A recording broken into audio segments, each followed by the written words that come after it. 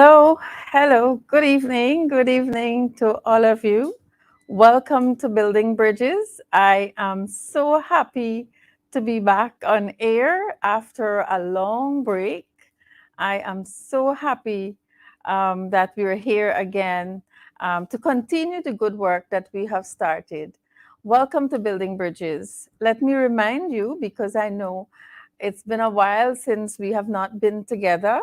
Building Bridges is a 1 hour live program on Facebook, on my page, Natasha Singh Lewis, and all the other pages that you are viewing from right now.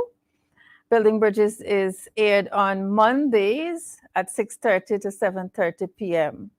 And on Building Bridges, we seek to discuss pertinent issues relevant to my portfolio, most importantly, and political issues, issues in education, religion, social issues generally.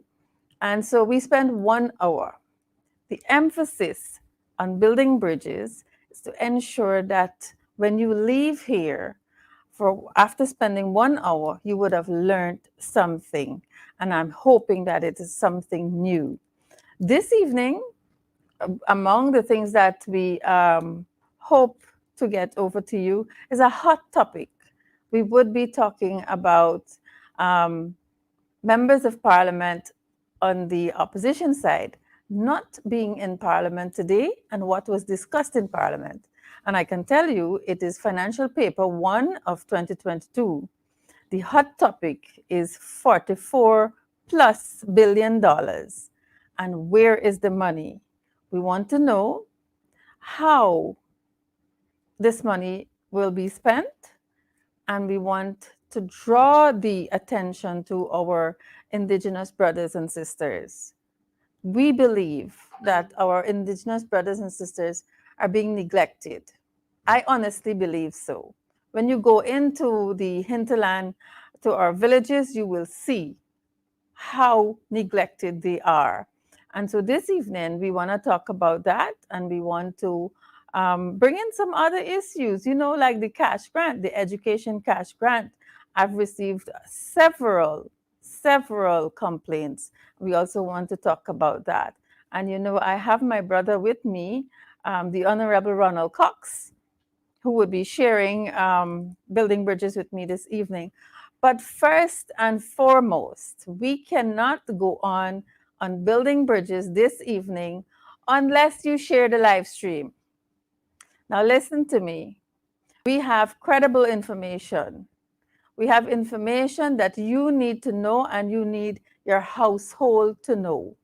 And so we want you to share the live stream, share it to as many persons possible so that we can get this program going, and we can also allow others to view Building Bridges, to let others know that Building Bridges is back up. And so we can go on. But before we go on, I'm going to take a short break so I too can share the live stream to a couple of people that I promised to share the live stream to. So share the live stream, and I'll see you back in a short while.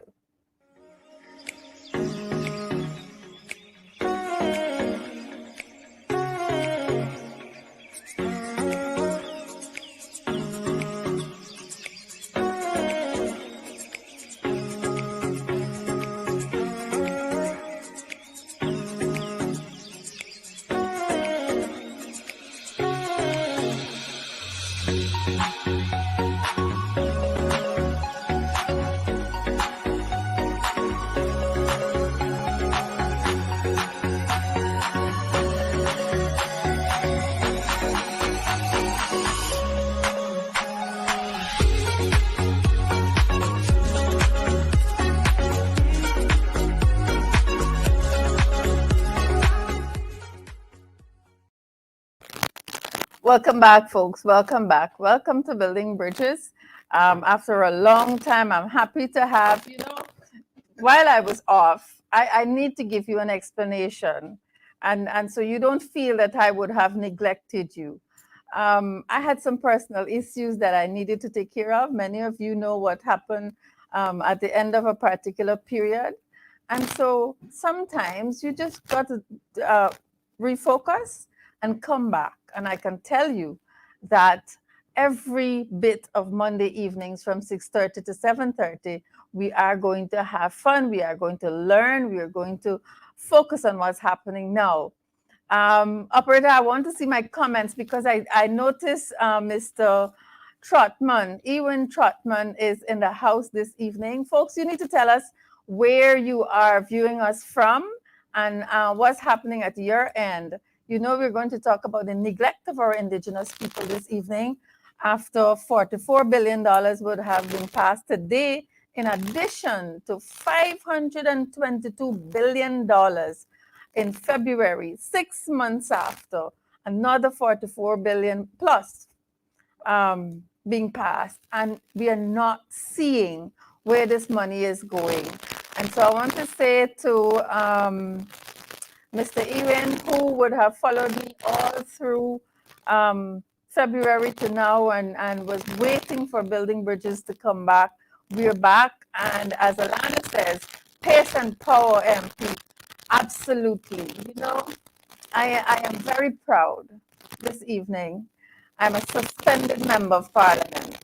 And I can tell you that I wear my suspension as a badge of honor, as another suspended member, Maureen Philadelphia, would have said last evening on the weekend rush. I wear mine too with a badge of honor. That suspension cannot move me. In fact, what it has done is to take me out of my period of mourning and back to work faster, because I needed to let all the persons who are viewing us, I needed to let our support base know that regardless of how much fear the PPP puts into you, you have to stand up for yourself. You have to kick back. You have to develop that level of confidence that what you're doing is right. I want to say good evening to Miss Ingrid Shotman, Miss Ingrid Goodman, sorry. She is viewing us all the way from Kokwani in Region 10. And so, folks, good evening. Welcome to Bridges, Building Bridges this evening. I am so excited. Forgive me. I want to now introduce my brother who is here with me this evening, the Honorable Ronald Cox, who will be discussing with us the $44+ billion. Welcome to Building Bridges, my brother Ronald Cox. Thank you, Sister Natasha. Thank you for having me with you. I'm delighted to be sharing this program this evening with you. I want to say, first of all, good evening to all your online viewers and listeners. And I am very confident that this evening's discussion will be a very fruitful one. So thank you for having me with you.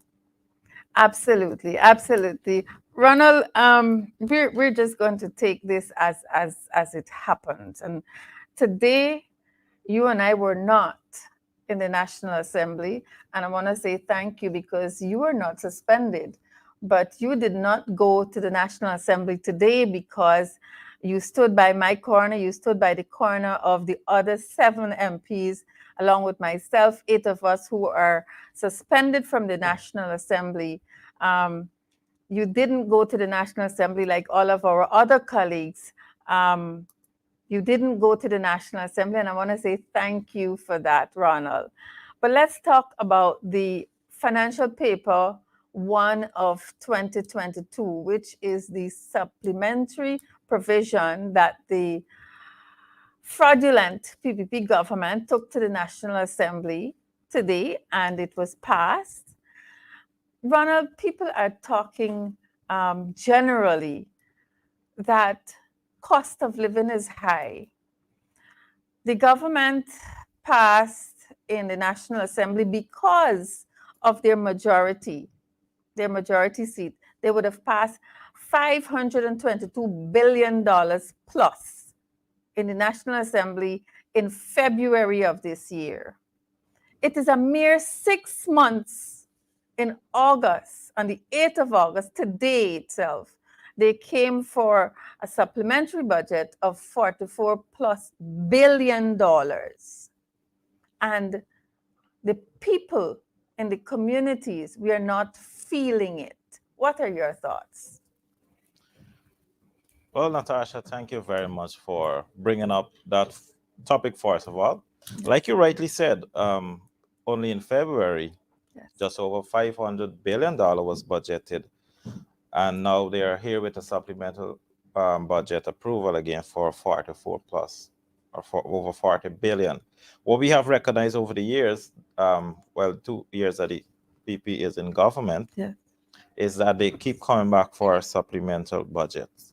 Yes. Um, so our question is, what has taken place so far? What projects has been executed, especially in the hinterland communities, Yes. and what now is in plan with a supplemental budget for indigenous communities? So we need to know what are there for us, Yes. the indigenous people. And not just the indigenous people, all Guyanese might be asking what is there for us. Yes. So as I go through the supplemental paper, I recognize that Region 1, specifically Region 1, has over 16 billion requested, and there's only one reason for that request, as stated on the paper, which is lubricant and fuel. So what we understand from that is that it seems as if Region 1 is preparing to go into campaign mode because they want all this lubricant fuel. Yes. They are planning to head into all the various communities to meet the people at this what we call preparation for a possible election before the end of the year. That's local government election. Yes. So we recognize that there is nothing in there for Region 1 Mm-hmm. Mm-hmm. except for the RDC Yeah. to traverse the entire region in the coming months. So nothing is going specifically to the household, nothing is going to these people's kitchen, nothing is going on the stove, Yeah. and that's what the people need. You know, Ronald, I saw a few days ago, I think it was yesterday. Yesterday was Sunday. I saw a couple of residents and women in particular from Region 1. They were speaking about how terrible um, it is for them as mothers, and they are now preparing to send their children to school and so on. And they were really relating about how cost of living is so high and it's affecting them. Um, Tell us, because I know they are mothers from Region 1. Tell us a little bit about that. Natasha, the particular issue that you're addressing here Mm. is the residents in a small indigenous community called Chinese Landing in Region 1. Yes, yes, And there is a major issue with regards to this village, this community, and this is mining. yes. Lots of people from the coastline are flocking this community, which is obviously guided by the Amerindian Act. But what we Mm-hmm. find is that these coastal miners, they're ignoring the Amerindian Act, Yes, flocking the Chinese landing, putting out these local indigenous families from their own land, from mining these mineral resources. yes, And so they're now complaining. So as I look at the article here, the headline is "The money not flowing, the people not working." So they are complaining that even though yeah, coastlanders are in there, it's not a situation where they are benefiting. They're not giving them work. yeah, And so I want to read a part of it here. certainly. Because of their community's remoteness and the cost of transportation to the Moruca subdistrict, many of these residents engage in subsistence farming, mining, and fishing. The residents are prohibited from venturing into the mines to earn and associate economic benefits that trickle down from mining, and are also being withheld from the village. Though there are over 500 miners operating in the mines, village leaders say they refuse to support community enterprises. Rather they encourage persons from neighboring villages to set up shops in the community. So what they're saying here is that the locals are not involved in Yes, economic activities. The foreigners, we call them foreigners yeah, because they're not from the village, right, they are not engaging the local. So the complaint is they're not benefiting. yeah, And so there are very distasteful comments under this particular article, yeah, and I saw one of them said, stop complaining. You're complaining too much. You need to get out, get work. You're looking for the government to feed you for everything. Yeah. And I want to recall to at the National Two Shows Council Conference, where the issue of high airfare Yeah. was brought up. And I saw people sharing the post, and they're saying, if the indigenous people, well, they did not say indigenous, Yeah. they said if the Bok people want the government to buy a plane for them. So these Mhm. are very distasteful Yeah. comments. Yeah. Yeah. Rather than making comments like those, see how constructive you could be. Yeah. Constructive in a sense that you make comments that would allow both the indigenous population and the government to consider your constructive criticism or Yes. comments, and let's see how we could work together to make this a strategy in helping both indigenous communities and obviously Guyanese as a whole. Ronald, I want to pick up on something that you say there. We probably will come back to the cost of living issue in Region 1 in a bit. I have noticed from my experience being in the Department of Social Cohesion, and folks, I want you to listen, share the live stream. This is a teaching moment, you know. As Guyanese, we need to do better. One of the things we recognize, you know, this fraudulent government is talking about one Guyana, and they have absolutely no clue what the concept of one Guyana is. They have absolutely no clue. But listen to me. Social cohesion means that we ought to be able to live together. We have to recognize that we are different as a people, and our differences can only mean that we are stronger together. We have to respect our differences. You can, because you have done it so many times, calling an indigenous man a buckman, and it's really a derogatory term. We must be respectful, regardless of what Irfan Ali says, or the entire cabal, regardless of what they said. You can't take them serious because they don't know better. But for those of you who were actively involved in implementing the social cohesion plan, you know that stereotyping our brothers and sisters in the hinterland in a bad way, it's not the best way to go. So when you believe that you can say something derogatory, Buckman wants the government to mind them all the time. Let me close in that gap now. Let me close it in and come back to this cost of living issue. They are indigenous people, they're Guyanese, and they're entitled. They are entitled to every single thing that we on the coastland is entitled to because they're Guyanese.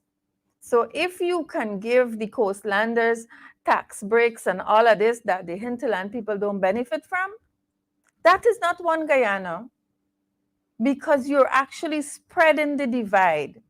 In social cohesion, we say we must bridge, we must build the bridge between coastland and hinterland.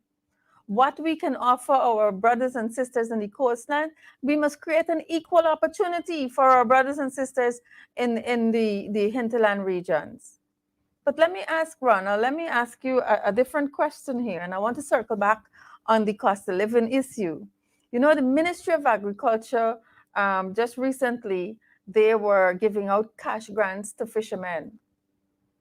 And we know, history tells us that our indigenous brothers and sisters, they do fishing and farming as their living. Were they given cash grants, and was it distributed widely across the hinterland regions? Well, let me start by addressing first of all the issue of one Guyana. We Yes. must recognize that a concept of one Guyana is very important. It is needed. It Mhm. is a good thing to work towards. The question is it is being preached, but are actions being put in place to ensure that this one Guyana becomes a reality? Yeah. And here we're saying that it is not. It is a good concept. It is being put out there by this present administration. And we know that once it becomes reality, it is something that every Guyanese look forward to. But it's not happening. Actions speak louder than words. Yes. And certainly through their actions, we are not comfortable that the present administration is really serious about the concept of one Guyana for many different reasons. And like you said about the fisher folks receiving grants and all of that, I am not in any receipt of information that The those indigenous fisher peoples, folks in the indigenous communities have benefited. Yes. So I'm thinking, well, do we only have fisher folks on the coast, in Barbies, in Essequibo? Yeah. Yeah. Those people all across the hinterland, we know fishing is their thing. Yes. Whether it's on the economic level for household use or large scale economic activities for selling to small businesses around the villages, the communities, the business center, like for example, Region 1 in Komaka, in Mabruma, Komaka in Maruka, Port Kaituma in Matakai. Yeah. They are also fishermen and they should be considered Yes. part of Absolutely. that Absolutely. approach. So the approach is a good one, but the Yes. discriminatory approach of implementation of these programs, those are what we have issues with. And Ronald, you know, if these people will tell you that dressing up in a particular outfit and performing the cultural aspect of our identity is what one Guyana is, then they are really misleading this nation. Because let me tell you something, because we are different, we have our different heritage, and you cannot, as a country, discriminate. You should not discriminate. But what we're seeing is that the words of one Guyana is being thrown across billboards all across this country. Um, when they stand to make speeches, they refer to one Guyana. In the budget document, it speaks to one Guyana. But what is one Guyana when you treat the residents on the coastland in one way, and then you ignore, you neglect our brothers and sisters in the hinterland? Is that one Guyana? Is that the equal opportunity to our resources? And folks, there's so many other issues that we can show you, and we will come back. Ronald will come back on building bridges. We will show you the discriminatory acts, as Ronald is saying. The initiative of the cash grant for the fisher folk is a good one, but the discriminatory manner in which the cash grant is being distributed is what we talk about. And Ronald, similarly, the COVID cash grant was done in such a manner, but the discrimination was at a higher level, if I can say that. But you know, folks, it is one Guyana on paper, but the people don't experience it. Ronald, I want to zoom in back to what you said about the $44 billion. It really is something for us to talk about. There is education, there is infrastructure, there is health, and something else in the budget for Region 1 that we usually scrutinize. It is health, education, infrastructure, and something else. I can't. Agriculture. Agriculture. There's four aspects of Region 1's budget. And you just heard the Honorable Ronald Cox said to you that of the $44 billion, a small amount of money is being set aside for fuel and lubrication. That is all. There's two aspects to that conversation, folks, for Region 1. The PPP is preparing for elections. What they're doing is securing money to send to the region to buy fuel and lubricant so that when the cabal from the coastline goes into Region 1, they have access to travel. across Region 1. That is what that money is for. No improvement for health. And Ronald, we have to talk about the situation at the Mabaruma Hospital. We have to Certainly. go back to the parents who had to fetch their children from the hospital to the burial ground, and the health sector or the region could not provide transportation. We have to talk about the secondary school. Remind me, please. Northwest Secondary Northwest School. Secondary School. I know there was a West in there. Northwest Secondary School. We know what happened to that school, and we know where it is today. There is no provision. We have not heard recently, I should say, we have not heard either from the media or the Minister of Education what is happening to the West Demerara, Northwest the Secondary. Northwest Secondary School. I'm not sure why I keep going back to West Demerara. Maybe something is happening there. The Northwest Secondary School. So there's nothing in education in this $44 billion. There is nothing in health for Region 1 from this $44 billion. Ronald Cox, Member of Parliament for representing Region 1. Tell us what's happening So there. certainly, Natasha, there is nothing in there for the for any of the programs within the region. There are 5 programs within every region. Well, more so those regions like Region 1, 2, 7, 8, 9, and so on. And so, like you rightly said, there is only provisions for fuel and lubricants. We all know where that is going. Yes. So there is no additional provision in this supplemental budget for health, for education, for agriculture, and the other programs within the region. One may argue, or the government may try to argue, that there is provision under the Amerindian Development Fund. Yes. That in itself is a broad statement.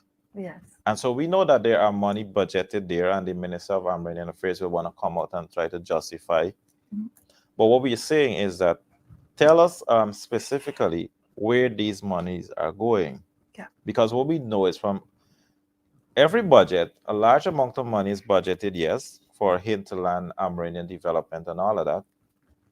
But we are yet to see in reality, the benefit to the communities. Like, for example, it is just past 2 years since this government is in office. And there is no additional road work done in Mabruma. The last road works done were under the previous administration, and they have continuous programs or projects.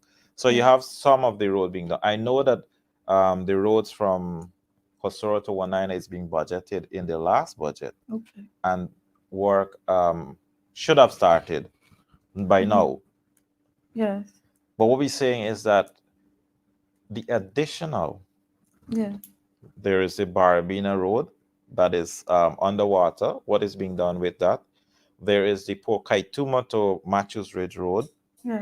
And so my question to them is, what maintenance program are in the region? We certainly know that you cannot go there and within a few days, within a few months, establish concrete roads in all across the region. But you must have a continuous maintenance program. And those programs will see at least roads being upgraded in a standard that you could actually use. Your vehicles will be free and everything. But we see, when we see videos from Matthews Ridge and those areas, Baramita and so on, vehicles are stuck. Just the other day, they had 2 accidents. And persons are very much in a struggling mode as it relates to transportation in those villages. And there are more. There are many There more. are more. You Yes. mentioned the Northwest Secondary School. That fire was in 2020, I think it was, or 2021. Yes. Anyway, During their period in government. Yes, and we are ending 2022. We certainly passed the mid-year. And we are yet to see an approach that would say work is being started, and that the Northwest Secondary School is to be a realization again sometime soon. I have engaged the regional authorities. I've engaged even the minister through indirect questions. Yeah.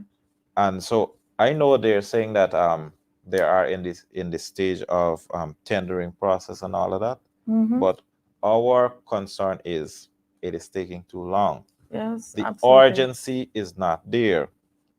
And so in Region 1, there we have in Maruma the temporary building. Okay. And speaking from the teacher's point of view, they're saying they just hope Mm-hmm.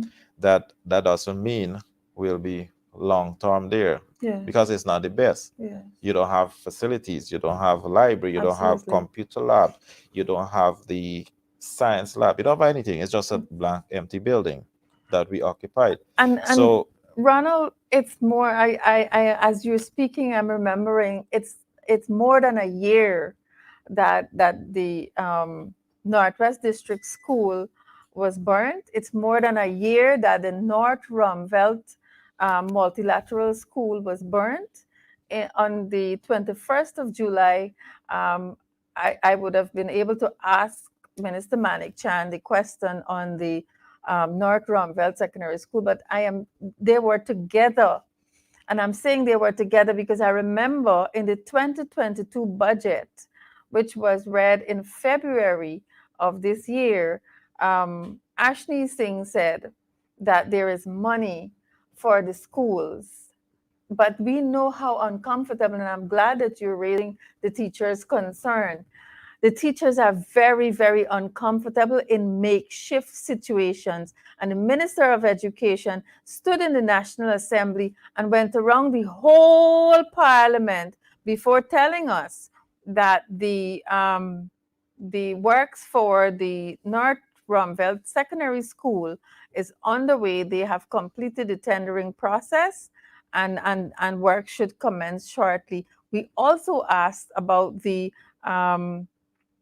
classrooms, the smart classrooms, the library, like you were raising. Those things would have gone up in flames along with the building of the school. And she went around and stop. She didn't answer the question. She went around to talk about the first smart classroom and who made it and which government should be ashamed, all sorts of things, but did not answer the question. So we don't know when North Rumvelt Multilateral School is completed, and when it would be completed, we don't know. We just know that the tendering process has been completed, I believe. We are still to find out if the tendering process for the Northwest Secondary School is completed and when works will commence. And you know that a secondary school is going to take a while to get up. And then whether they will furnish those labs. You know, you have the science lab, you have the IT lab, you have the libraries and so on. They are not forthcoming with information, but the money is in the budget. And the question remains, who is getting the money? Where is the money? Ronald, I want to say, Jaikaran is saying on our live, Jaikaran, thank you for your comment. Jaikaran, Harry Chan says they're thieving the money. And we may not be privileged to say that in the National Assembly because it's an unparliamentary word, but we can say it here tonight. They are thieving the money. That's where it's gone. Rose Chappelle, I'm very happy to have you back here. Thank you for joining us. I see Miss Vashti Megnot is joining us from Canada. She has been an inspiration through my difficult times. She has reached out to me and ensure that there is a good word every morning. Thank you for joining us here this evening. Folks, let us share the live stream. Tell us what you think about the 44 billion supplementary provision that was passed this evening. Tell us what's going on in your community. Tell us about the cost of living. Ronald, I want to zoom in back to this cost of living thing. Tell us what's happening. Tell us what's happening. Particularly, I know for a fact because I was with you in Mabaruma a few months ago, and we did a walkabout in Kumaka. Kumaka, yes. Kumaka. We did a walkabout in Kumaka. We spent some time at the waterfront. We spoke with residents. And Ronald, there was one thing you know that affected me very much is when we were going back from dinner, we had dinner at the waterfront and we were walking back to our hotel. It was about 8 or 8:30 in the evening, and I saw women with babies that could not be more than 6 months or probably less than 6 months old lying down at the shop front. A little bit of conversation informed me that they are not Guyanese. They are Venezuelans who are coming over there, but there were many children at the waterfront late night, no place to stay. And listen to me, we're talking about one Guyana. We're talking about because we care. Are we not humans? Are they not humans? Don't we have what it takes in our heart to reach out to those people? Talk to us about those Venezuelans, Ronald. Well, you're right. You're right, Natasha. Those persons you witness there, they are the Venezuelan Waros. A majority Okay. of them live.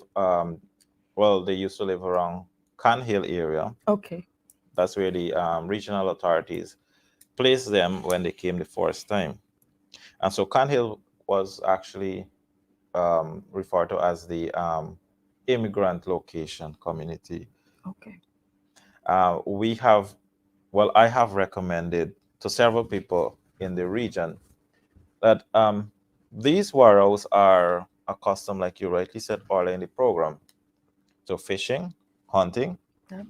farming. Those are the lifestyle. Yeah. And if you place them far away from the access to a river Yes. on a hill like Can's Hill, in my Okay. opinion, you are further causing hardship on them Yes. because they have to walk that long distance on the road, Yeah. bare feet, to get to their canoes, then to venture out into the riverine communities Yeah. to fish, hunt, and farm. Yeah. So I recommend to them, why not transfer them into the closer to the river location?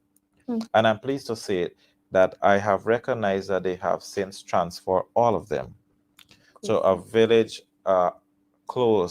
closer to Whitewater, Yarkita side, which will give them access to farming, give them access to cutting cabbage, which is sold to the Amcar cabbage factory, Mhm. which would give them access to the Aruka River, Okay. and so they can farm, fish, and hunt. And so I'm pleased to see that they have actually accepted our recommendation. Yeah. And so I trust that as we speak, those Mhm. people are not as you saw them the last time. I'm But happy. I am happy, yes, Ronald. yes, There's another aspect to the Venezuelan situation that we also need to bring to you because you know I'm going to keep Ronald here until the end of the program. I don't normally get Ronald. You know, he has been on building bridges before, but it was by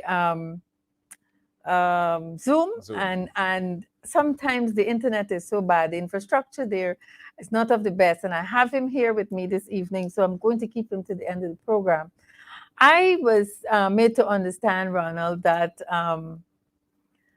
there is a particular strategy with the Venezuelans in the country, and Region One is one of those regions that we've seen. Um, they are making every attempt to get themselves registered in Guyana. And so they recently there was that amendment in the National Assembly to the Registration Act. So they present themselves, they get an affidavit, and they proceed to get their birth certificate, and they proceed to get their national identification card. Folks, I want you to keep your eyes on the ground with it in your community. Stay focused, hold a focus on the ground. You just heard Member of Parliament Ronald Cox says this money is going to Region 1 in preparation for elections.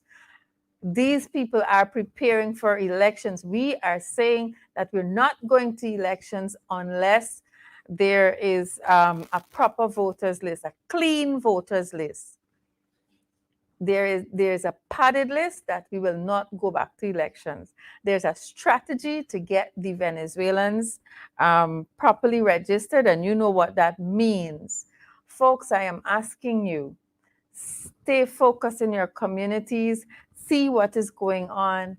I will ask Honorable Ronald Cox to share his information with you. Should you have information, make contact with him. Certainly, Natasha. There is the well, as we speak, there is a flyer on Facebook and Yes. on the page of the regional chairman from Region 1. I saw it myself that Yeah. says the office of the registrar will be in the region, and Wow. they'll be in all the villages Wow. um, with regards to registration of boards. So we know that they will be in the communities to ensure that these persons are registered. Yes. We are not against the late registration. Yes. We're not against ensuring that all Guyanese are registered. Yes. What we are saying is that we must ensure that we do not register these Venezuelan migrants Mm-hmm. all for the purpose of an election Yeah. to get them to vote for a particular side. Yes. We must register them to ensure that they are incorporated into our communities, our Yes. societies, get them some sort of economic activities, get them going, get them to start building within locals in the villages. And Mm-hmm. as we incorporate them into our villages, then they themselves will make a conscious decision as to the Mm-hmm. way forward, Yeah. how they will interact with leaders, local leaders, national leaders, and they themselves. Once once that is the approach, we will support that approach.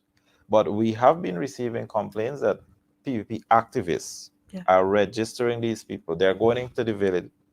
These persons, they don't know them, they don't know their names, they don't know their date of birth. Some of them don't have any documents. Yeah. So there are reports that some of them are given names, they're given date of birth. Yes. And I can tell you, I went to one of the committees and I saw two persons, two brothers, and I was shocked because I was on the vaccination program. Mm-hmm. And so during that program, we visited several communities. And I was shocked to see two persons with the same name, same ID card, with two ID Goodness. cards, but with the same name. And he said, "We are brothers." Mm-hmm. I said, "But do you seriously have the same name?" Yes. They said, "No, we don't have the same name." But he said, when the people came to register us, Mm-hmm. I did not have my board paper. So they said, "No, we'll use your brother board paper." So they gave us the same name.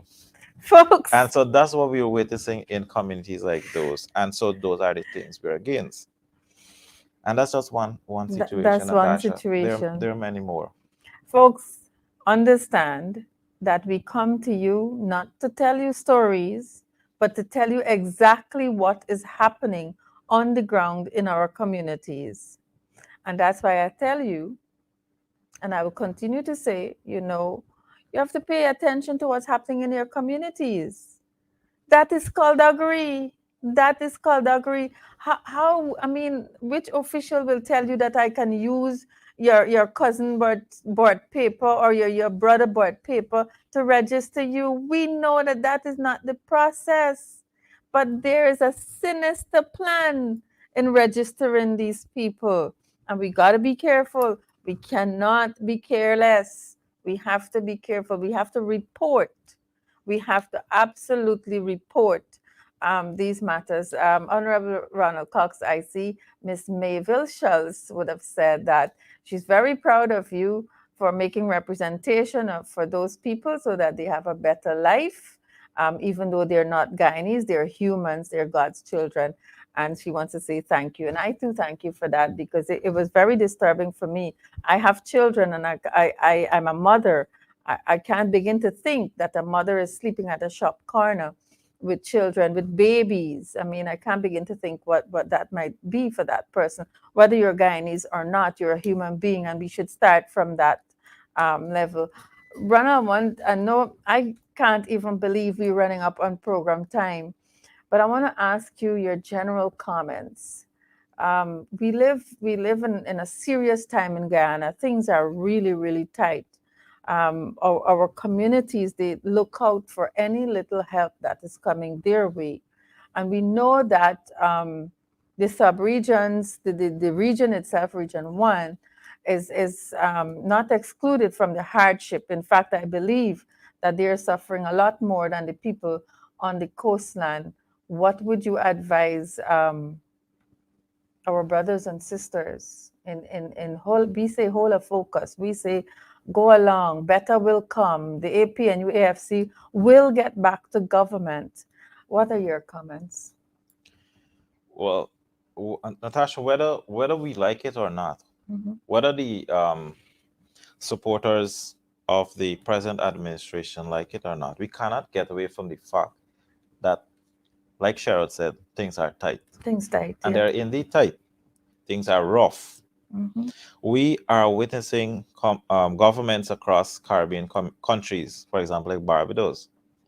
They are engaging in mass programs that will see reduction in the The cost cost of of living, living, or absolutely. some measures that are implemented to ensure that they are in Yes. hands with the Yes. citizens of their countries. For example, in Barbados, but this I like to read a few of them. Go ahead. It says the basket of essential food items will be expanded, and these items will not attract value added tax. Yeah. Um, we have not seen of recent Mhm. that this government has an approach to say, let us reduce the value added tax. Right. In Barbados, it has been reduced from 17.5 to 7.5% Yes. for the electricity charge.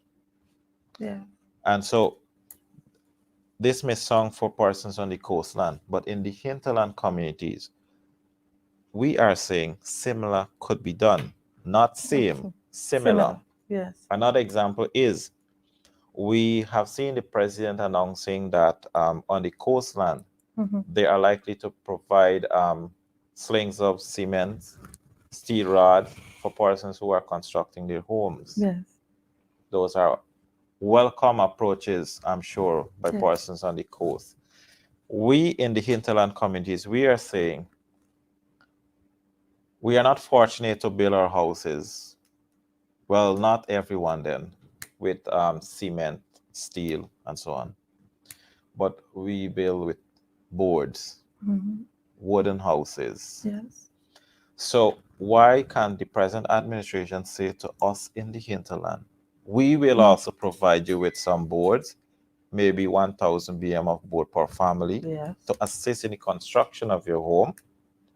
Why can't they say, well, we'll ask you to construct your home, but Mhm. if we cannot give you the materials, we will subsidize XYZ. Yes. Or we can give you the cash Mhm. as a startup to your home. Yeah. So let's say we give each family $200,000 cash Yes. or $300,000 cash To start. to start. Yes. And so that's just one approach that can work. Why not give them in the hinterland communities, let's say for agriculture purposes, a Yeah. startup loan as well, or if they want to call it cash grant too, Yes. because that's what it seems is the going thing. A lot of people may say the hinterland residents are benefiting because all these cash grants are going to hinterland villages. Yeah. But we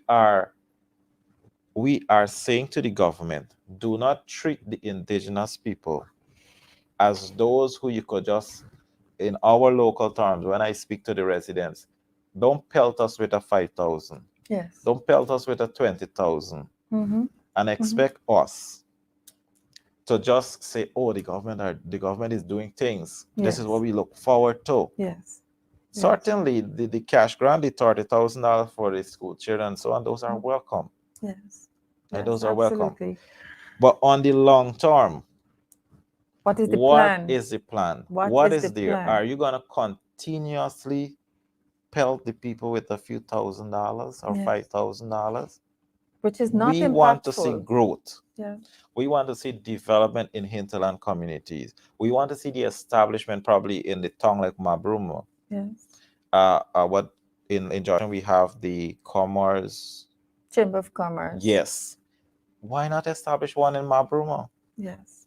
Yeah. And so you can regularize the businesses that are coming into the town. Yeah. For example, we had a meeting recently with the regional chairman and other officials of the region and the town council in Mabruma.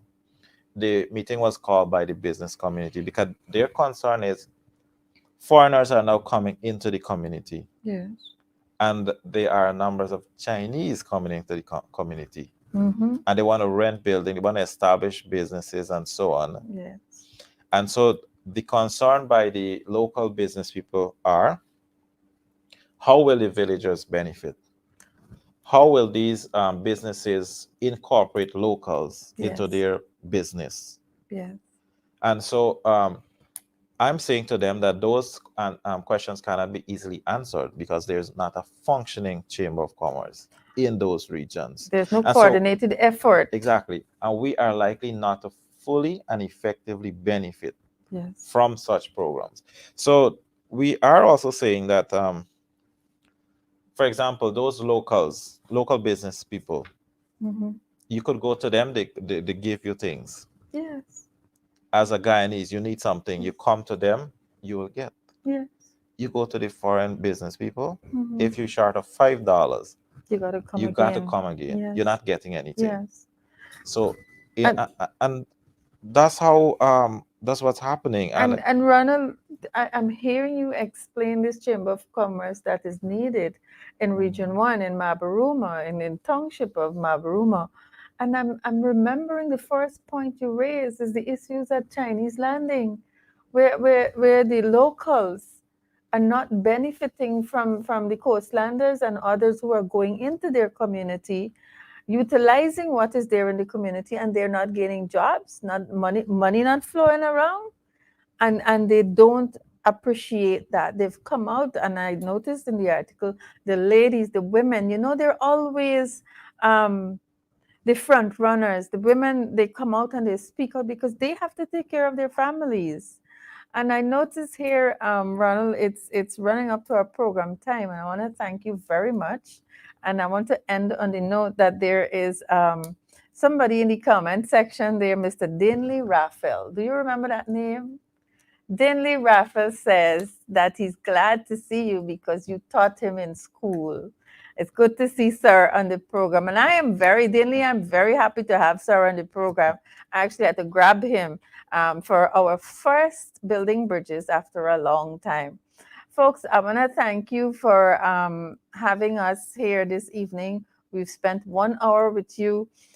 MP Ronald Cox would have tried his very best to share, to put into context the cost of living issue in his region, Region 1, the Barima Waini region.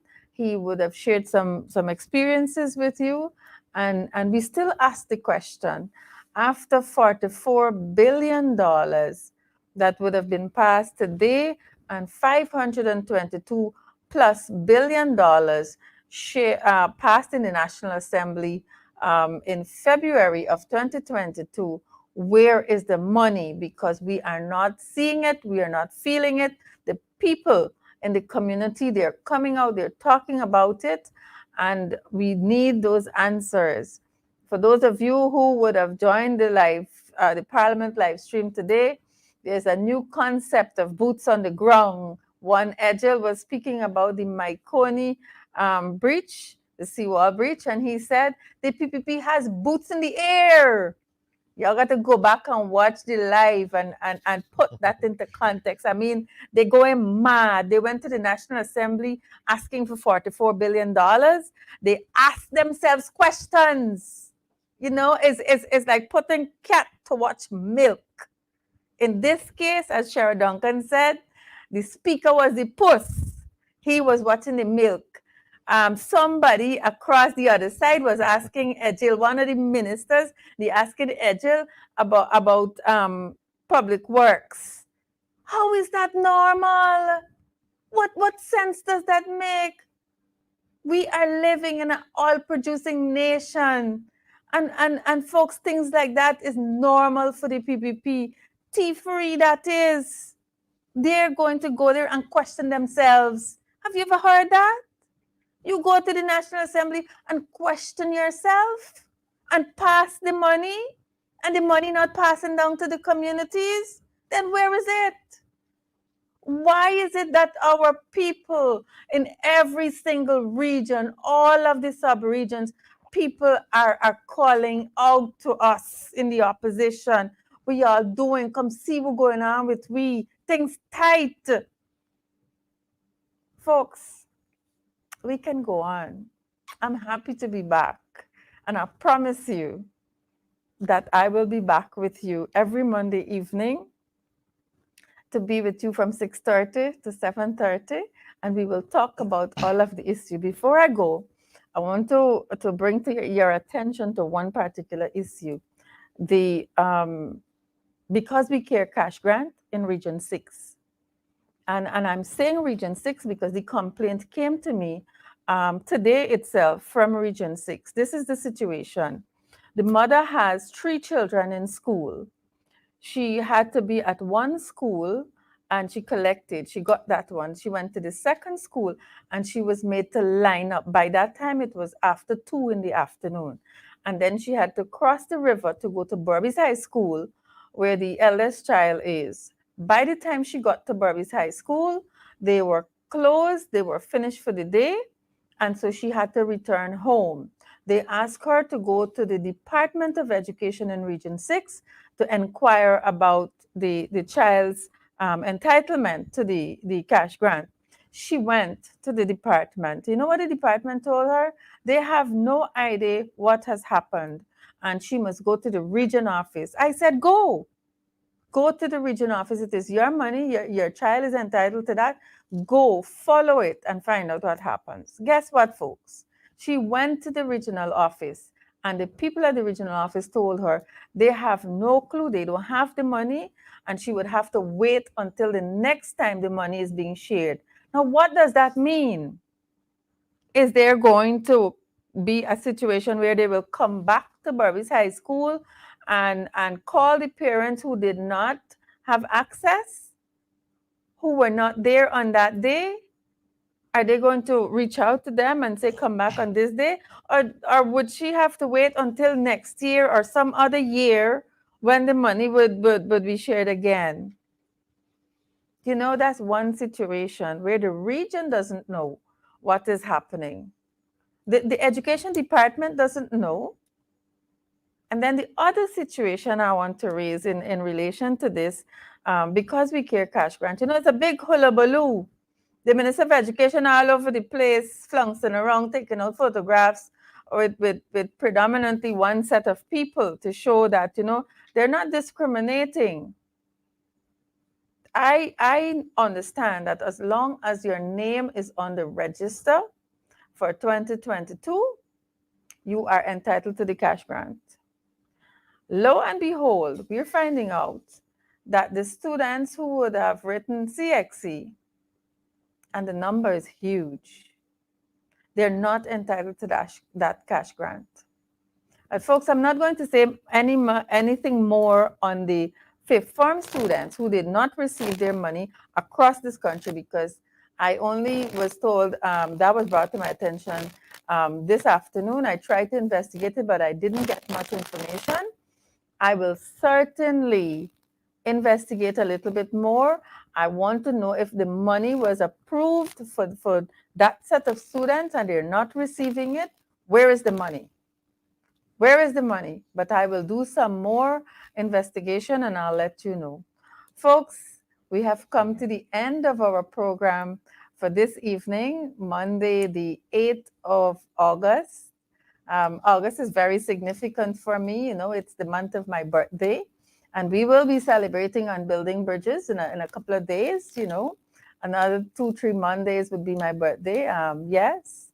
And we will be celebrating here. I promise you there'll be something special on Building Bridges for that birthday. So stay tuned with us. I want to thank all of you. Ingrid and Avinash. Avinash says, so did you and MP contact the minister directly? Sir Avinash, let me say to you, I had 2 questions to ask on the North Rumville Secondary School. I sent in my questions in May of this year. and the answer, the opportunity for the minister to answer the question came up in July. That's how this country is being run. So I have to wait all those months before the Minister of Education is given the opportunity or can provide that answer in the National Assembly. And I want no WhatsApp phone call. I'm not that kind of person. I want it formally done. So, Mr. Avinash, yes, there is that opportunity that we seek to have answers provided the legal way, the right way in the National Assembly, so it's recorded. Folks, before I go, I want to give my colleague Ronald Cox one moment to give us a final comment. Thank you, Natasha. It was a pleasure having me on your program. And it was indeed, like I said in the opening, a very fruitful discussion. I want to thank Dinley Raphael. I remember Dinley as a student in grade 7. Yes. And I learned that he did very well at CXC after I left there to study at the university. He was a very brilliant child then. So, Dinley, thank you for being on the program. I want to say, with regards to the cash grant, Yes. the there should be some measures in place to try to accommodate parents like those who have to hopscotch to get to different schools. Yeah. Some schools are far apart, and then things like this will happen. Yes. And it's unfortunate that that you said the parent was told that there isn't anything that could be done, but she has to wait until it's available again. I don't think that's a good approach. I know in Region 1, a few parents called me and said their children did not receive.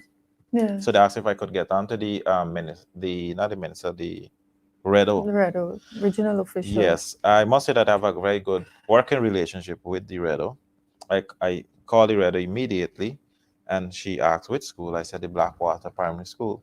Um, she said, "Oh, I will be there today at 12 to distribute the cash grant. So ask the parent to make themselves available."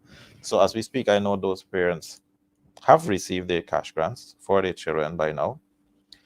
And finally, I want to say, in order to ensure that they are